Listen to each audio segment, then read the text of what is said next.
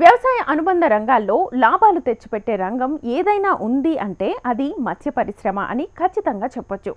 చేపలు పెంచాలనుకునే రైతులు చెరువులకు అనుకూలమైన నేలలు, నీటి లభ్యత, పెంచే చేపల రకాలపై అవగాహన తప్పనిసరి. ముఖ్యంగా మంచినీటి చెరువుల్లో సహజంగా దొరికే అన్ని రకాల చేపలు పెంపకానికి అనువుగా ఉండవు. పెంపకానికి అనువైనవి కొన్ని రకాలు మాత్రమే ఎంచుకోవాలి. కాబట్టి చేపల పెంపకం చేపట్టాలనుకునే రైతులు ఎలాంటి విషయాలపై అధ్యయనం చేయాలో తెలియజేస్తున్నారు కృషి విజ్ఞాన కేంద్రం శాస్త్రవేత్తలు. ఆ వివరాలు మీకోసం. నా పేరు డాక్టర్ సిహెచ్ బాలకృష్ణ. నేను కృషి విజ్ఞాన కేంద్రం ఆమదాల వలసలో మత్స్య శాస్త్రవేత్తగా పనిచేస్తున్నాను. ఆంధ్ర రాష్ట్రంలో సుమారు 1,50,000 హెక్టార్ల విస్తీర్ణంలో ఉన్నటువంటి మంచినీటి చేపల చెరువుల్లో చేపల పెంపకం అనేది సాంద్ర పద్ధతి, పాక్షిక సాంద్ర పద్ధతి, విస్తృత పద్ధతుల్లో చేపట్టడం జరుగుతుంది. ఈ చేపల పెంపకం చేపట్టే చెరువుల్లో ముఖ్యంగా చూస్తే ఆ నీటి వనరులను బట్టి కానీ, లేకపోతే అందులో ఉన్నటువంటి ఆ చెరువు ఉన్నటువంటి వాతావరణ పరిస్థితులను బట్టి కానీ, ఇంకా మనం చెరువుల్లో వేసుకునే చేపల తాలూకా ఆహారపు అలవాట్లను బట్టి కానీ మనం అందులో వేసుకోవలసిన చేపల రకాలను ఎంపిక చేసుకోవాల్సి ఉంటుంది. ఈ విధంగా ఎంపిక చేసుకోవడం ద్వారా ఏంటంటే పంట కాలంలో ఈ చేపలలో మరణాల శాతం అనేది చాలా వరకు తగ్గి, చెరువు నీటిలో ఉన్నటువంటి అన్ని ఆవాసాలలో ఉన్నటువంటి మేతలను అంటే సహజ మేతను ఆహారంగా ఉపయోగించుకొని చేపలు అధిక పెరుగుదలను చూపించి అధిక దిగుబడులు రావడానికి కూడా అవకాశం ఉంటుంది. ఈ పెంపకానికి అనువుగా ఉండే రకాల ఎంపిక అనేది ముఖ్యంగా మనం పెంపకం చేపట్టే నీటి వనరులను బట్టి, ఇంకా మనం అందులో వేసుకునే చేపల రకాల ఆహారపు అలవాట్లను బట్టి, అంటే కొన్ని రకాల చేపలు ఉపరితలంపై ఎక్కువగా తిరుగాడుతూ అక్కడ ఉన్నటువంటి ఆహారాన్ని ఎక్కువగా తీసుకుంటూ ఉంటాయి. కొన్ని రకాల చేపలు అడుగు ప్రాంతంలో ఎక్కువగా తిరుగుతూ అడుగు ప్రాంతంలో లభించే ఆహారాన్ని ఎక్కువగా తీసుకుంటాయి. కనుక వీటన్నిటిని మనం దృష్టిలో పెట్టుకొని అన్ని రకాల చేపలను వేసుకోవడం ద్వారా ముందు ఎంపిక చేసుకునేటప్పుడే జాగ్రత్తలు తీసుకోవడం ద్వారా మనకి దిగుబడిలో ఎక్కువ సాధించడానికి అవకాశం ఉంటుంది.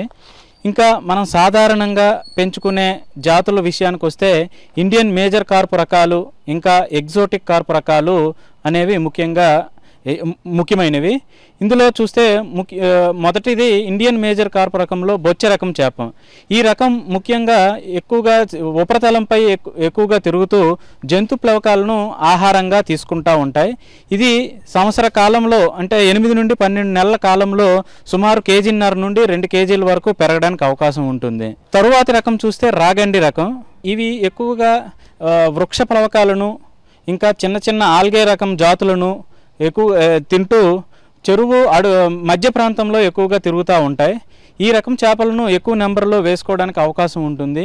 ఇది 6 నుండి 8 నెలల పంట కాలంలో సుమారు 900 గ్రాముల వరకు పెరుగుతుంది. 8 నుండి 12 నెలల పంట కాలంలో 200 గ్రాముల నుండి 1.5 కేజీ వరకు పెరగడానికి అవకాశం ఉంటుంది. ఇంకా మూడవ రకం చూస్తే ఇండియన్ మేజర్ కార్ప్ రకాల్లో ఎర్రమైల్ రకం. ఇది చెరువు అడుగు ప్రాంతంలో తిరుగుతూ ఈ కుళ్ళుతున్న ఆర్గానిక్ మ్యాటర్ను ఎక్కువగా ఆహారంగా తీసుకుంటూ ఉంటుంది. దీంతో పాటు వీటికి అనుబంధ ఆహారంగా కూడా ఇచ్చినప్పుడు కూడా ఇవి అధిక పెరుగుదలను చూపిస్తూ ఉంటాయి. ఈ ఎర్రమైల రకం ఎక్కువగా అడుగు ప్రాంతంలో తిరుగుతూ ఉంటాయి కాబట్టి వీటిని తక్కువ నెంబర్లో వేసుకుని అడుగు ప్రాంతంలో ఉన్న కుళ్ళుతున్న సేంద్రియ పదార్థాలను ఉపయోగించుకోవడానికి ఈ రకం చేపలను వేసుకోవాల్సిన అవసరం ఉంటుంది. బొచ్చె, రాగండి, ఎర్రమల్ల రకాలను మాత్రమే సాగుకు ఎంచుకున్నట్లుగా అయితే వీటిని 3:5:2 నిష్పత్తిలో చెరువులో విడిచిపెట్టాలి. ఈ 3 రకాలతో పాటు బంగారు తీగ రకాన్ని కూడా ఎంచుకుంటే బొచ్చె, రాగండి, ఎర్రమల, బంగారు తీగ రకాల నిష్పత్తి 3:4:1:2గా ఉండేటట్లు చూసుకోవాలి. కలుపు మొక్కల బెడద ఎక్కువగా ఉండే చెరువుల్లో కనీసం 10% వరకు గడ్డి చేపలను విడిచిపెట్టేలా చర్యలు తీసుకోవాలని నిపుణులు సూచిస్తున్నారు. అయితే వీటన్నిటితో పాటు రొయ్యలు పెంచాలనుకుంటే ఎలాంటి రొయ్య రకాలు ఎంపిక చేసుకోవాలి, ఎలాంటి మేతలు అందించాలో, ఏ సమయాల్లో ఫీడ్ ఇవ్వాలో ఇప్పుడు చూద్దాం. విదేశీ రకాలైనటువంటి గడ్డి చేప, బంగారు తీగ అంటే కామన్ కార్ప్ అంటాం, ఇంకా వెండి చేప రకాలను కూడా పెంచుకోవడానికి అవకాశం ఉంటుంది. వెండి చేప ముఖ్యంగా నీటి ఉపరితలంలో తిరుగుతూ ఉంటుంది కాబట్టి బొచ్చె రకాలను వేసుకున్నప్పుడు వెండి చేప రకాలను కొంతవరకు తగ్గించుకొని వేసుకోవాలి. ఈ వెండి చేప రకం కూడా సంవత్సర కాలంలో 1.5 కేజీల నుండి 3 కేజీల వరకు పెరగడానికి అవకాశం ఉంటుంది. ఇంకా ఈ విదేశీ చేపలలో రెండవ రకం గడ్డి చేప. ఈ రకం ఎక్కువగా చిన్న సైజులో ఉన్నప్పుడు వృక్ష జంతు ప్లవకాలను ఎక్కువగా తింటుంటాయి. ఇంకా సైజు పావు కేజీ 250 గ్రాములు దాటిన తర్వాత ఈ మెత్తటి గడ్డి అయినటువంటి లెమ్నా, హైడ్రిల్లా, వాలిసినేరియా ఇటువంటి నీటి మొక్కలను ఎక్కువగా ఆహారం తీసుకుంటూ ఉంటాయి. ఈ సాధారణంగా ఈ గ్రామ పంచాయతీ చెరువులు, కమ్యూనిటీ చెరువులు, ఈ చెరువుల్లో కలుపు మొక్కల బెడద ఎక్కువగా ఉంటుంది కాబట్టి ఈ రకమైన చెరువుల్లో గడ్డి చేప రకాలను ఎక్కువగా వేసుకున్నట్లయితే కలుపు ఉధృతిని మనం తగ్గించుకోవడమే కాకుండా ఈ చేపల పెరుగుదల కూడా అధికంగా ఉండి అధిక ఉత్పత్తిని కూడా సాధించడానికి అవకాశం ఉంటుంది. ఈ గడ్డి చేప రకం ఒక రోజులో తన బరువుకు 3 రెట్ల బరువు ఉన్నటువంటి గడ్డిని తింటూ ఉంటాయి కాబట్టి ఈ రకమైన చేపల పెంపకాన్ని కమ్యూనిటీ చెరువులు, పంచాయతీ చెరువుల్లో చేసుకోవడానికి అవకాశం ఉంటుంది. దీంతోపాటు బంగారు తీగ రకం అనేది కూడా ఎక్కువగా ఈ అడుగు భాగంలో తిరుగుతూ అడుగు భాగంలో ఉన్నటువంటి సేంద్రియ పదార్థాన్ని లేకపోతే కీటకాల తాలూకా లార్వాలను వీటన్నిటిని తింటూ ఉంటుంది. అందువల్ల ఈ రకమైన చేపలను వేసుకున్నట్లయితే ఇది సంవత్సర కాలంలో 1.5 కేజీల నుండి 2 కేజీల వరకు పెరగడానికి అవకాశం ఉంటుంది. మనం నిర్ణయించుకున్న చేపలను చెరువుల్లో విడుదల చేసేటప్పుడు ఏ నిష్పత్తుల్లో వేసుకోవాలి, ఏ సంఖ్యలో వేసుకోవాలని చూస్తే మనం పెంపకానికి ఎంపిక చేసుకున్నటువంటి చేప పిల్లలను నీటి వనరులను బట్టి వాటిని ఏ నిష్పత్తుల్లో వేసుకోవాలనేది నిర్ణయించుకోవాలి.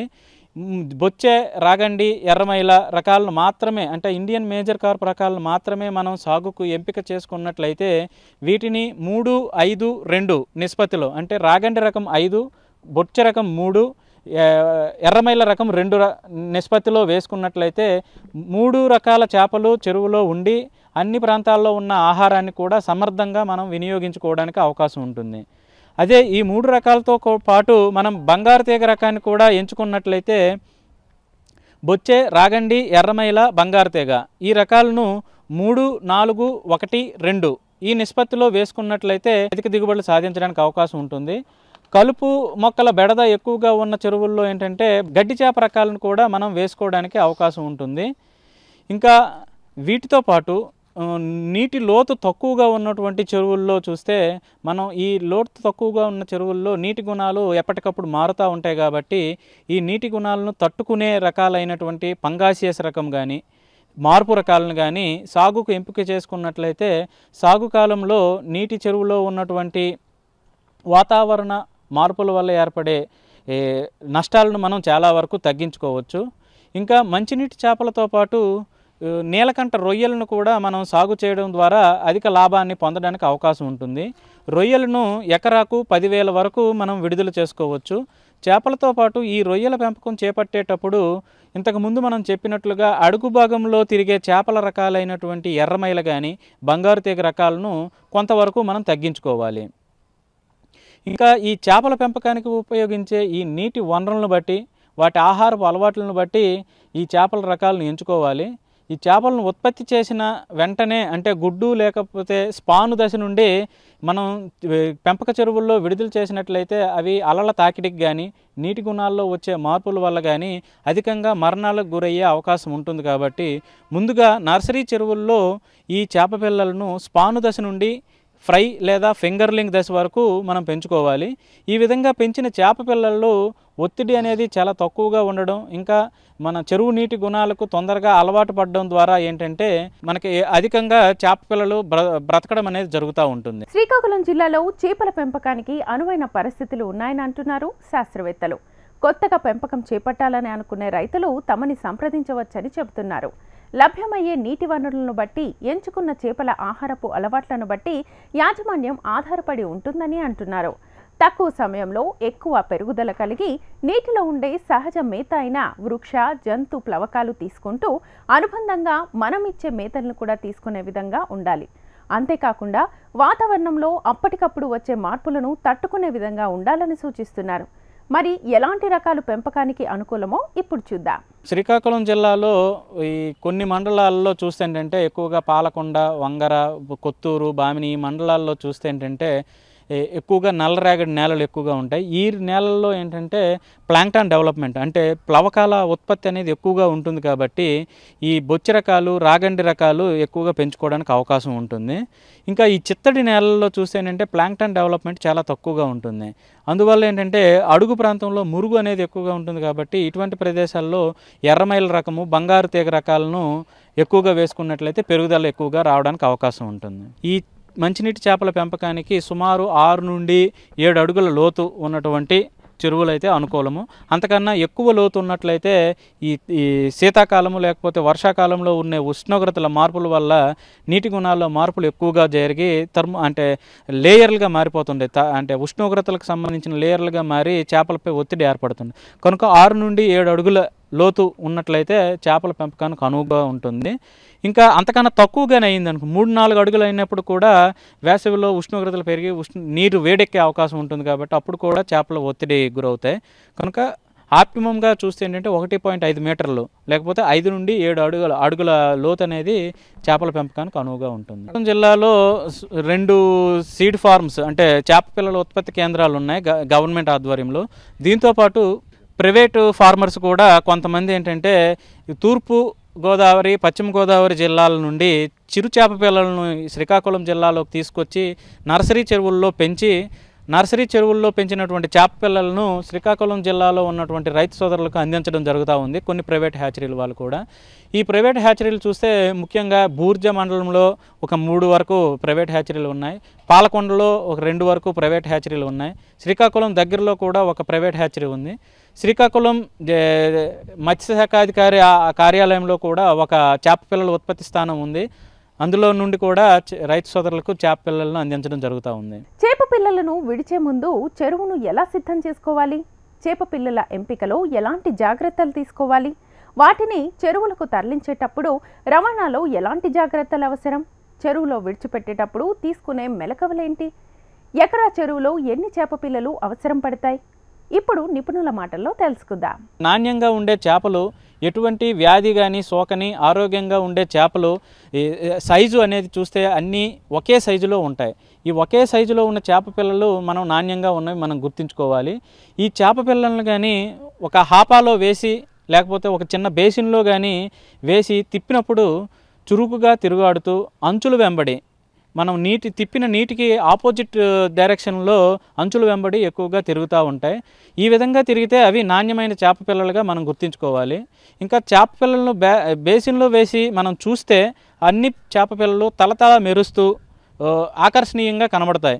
ఎటువంటి కొరుకుడు కానీ లేకపోతే గాయాలు కానీ ఎటువంటివి లేనటువంటి చేప పిల్లలను మనం ఆరోగ్యవంతంగా ఉన్నవిగా గుర్తుంచుకోవాలి. ఇంకా ఒకే పరిమాణం గల చేప పిల్లలను మాత్రం ఎంపిక చేసుకున్నట్లయితే పెంపక సమయంలో కూడా చేపలు సమానంగా పెరిగి అంటే ఈ గ్రోత్ డిఫరెన్స్ అనేది లేకుండా ఉండి మేతలను సమర్థంగా వినియోగించుకొని అధిక పెరుగుదల పొందడానికి అవకాశం ఉంటుంది. చేప పిల్లల తోక లేకపోతే రెక్క భాగాలను మనం పరిశీలించినట్లయితే ఎటువంటి కొరుకుడు అంటే కటింగ్స్ కానీ లేకపోతే ఎర్రటి మచ్చలు కానీ ఇటువంటివన్నీ లేకుండా ఉన్న వాటిని మాత్రమే మనం ఆరోగ్యవంతమైన చేప పిల్లలుగా గుర్తుంచుకోవాలి. రవాణా చేసేటప్పుడు కూడా కొన్ని రకాల మెలకువలను పాటించాల్సి వస్తుంది. లేకపోతే రవాణా సమయంలో అధికంగా చేప పిల్లలు చనిపోవడానికి అవకాశం ఉంటుంది. అందువల్ల రైతు సోదరులు ఏంటంటే ఈ చేప పిల్లల రవాణాకు ఒకరోజు ముందు ఎటువంటి ఆహారాన్ని కూడా ఇవ్వకుండా ఉండాలి. ఈ విధంగా చేయడం వల్ల ఏంటంటే రవాణా కాలంలో ఈ చేపల తాలూకు విసర్జితాలు అనేవి చాలా తక్కువగా ఉండి ఆ రవాణా చేసే నీటిలో నీరు పాడవకుండా ఉండడానికి అవకాశం ఉంటుంది. ఇంకా రవాణా చేసేటప్పుడు కూడా ఉదయము లేకపోతే సాయంత్రము అంటే చల్లగా ఉండే సమయాల్లో మాత్రమే రవాణా చేసుకోవాలి. ఇంకా చేప పిల్లలను రవాణా చేసేటప్పుడు కూడా ఫ్రై లేదా ఫింగర్లింగ్ దశ అంటే 17 నుండి 25 రోజుల వ్యవధిలో ఉన్నటువంటి చేప పిల్లలను మనం పట్టుబడి చేసి రవాణా చేసుకున్నట్లయితే ఎక్కువగా మనకి మరణాలు సంభవించకుండా ఉంటాయి.